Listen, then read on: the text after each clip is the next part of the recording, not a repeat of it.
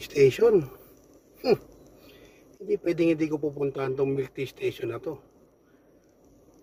Dahil lahat ng bago rito, tinitikman ko. Tara, punta natin. Mukhang masarap ang milk tea dito. Anong pangalan? Chef Caloy's Milk Tea Station.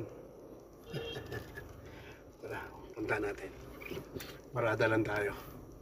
Parada tayo. Nakakita tayo ng milk tea station. Alright.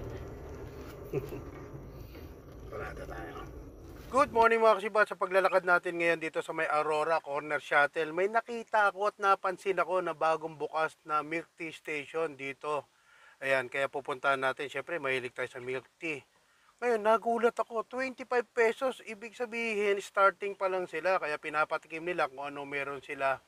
Kaya ito, gulat na naman ako dahil hindi lang pala milk tea ang binibenta rito. Meron din mga french fries, meron din mga rice toppings. Kaya nagulat ako, ang dami mga flavor ng milk tea. Ngayon, hinahanap ko sa milk tea ay yung flavor na taro. Kaya ito, tignan nyo yung mga menu nila. Oo nga pala, ang pangalan pala ng milk tea station na to, Chef Caloy Milk Tea Station. Ayan, dito yan sa may Aurora Corner Shuttle.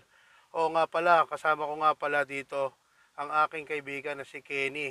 Siya ang tumulong sa akin na mag-asikaso dito sa Joyride. Alright, mukhang nagre-request ng milk tea. Kaya ito, bibilang ko siya. Kaya umorder ako ng dalawa. Pero hindi niya alam, maliit lang sa kanya kasi maliit lang siya eh. Sa akin yung malaki kasi malaki ako. Nagulat naman ako. Nung pagdating ng baso, napakalaki talaga. Halaga 75 pesos. Sulit na sulit. Kaya titingnan natin.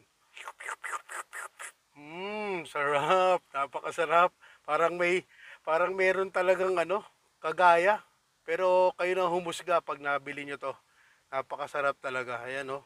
Dito yan sa Aurora Corner Shuttle. Dito sa may barangay Kaunlaran. Ayan. Kayo na humusga. Napakasarap talaga dito. Puntahan nyo na. Napaka-solid. Ayan. Milk Tea Station. Kaloy. Chef. Ayan.